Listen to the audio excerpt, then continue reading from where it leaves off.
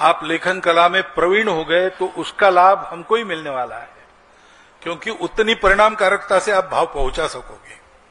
लेकिन जो पहुंचाने वाले हैं वो मनुष्यता की दृष्टि से ठीक है कि नहीं, जिन शब्दों का प्रयोग करते हैं वो शब्द ठीक प्रयोग, क्योंकि अभी जैसे आप कुछ बात अंग्रेजी में भी, अंग्रेजी पुस्तकें भी होंगी। अब भारत की बातों का भाव ठीक से पहुंचाने वाले कई शब्द अंग्रेजी में है नहीं, किसी अभारतीय भाषा में नहीं है। भारत की सब भाषाओं में उसके लिए शब्द है जो अचूक उस वर्णन जिसका करना है, उस बात का या उस वस्तु का पूरा भाव अचूक पहुंचाता है।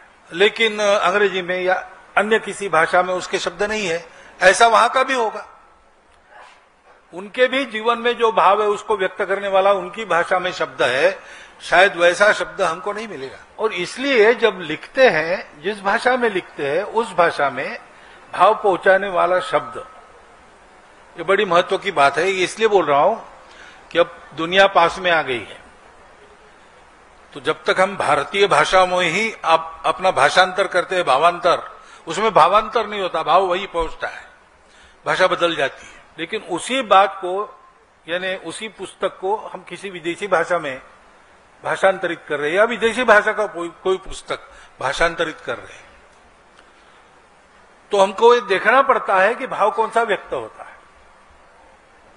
जैसे अब मैं समाज में काम करता हूं और हमको लोग कहते हैं कि ये राष्ट्रवादी है,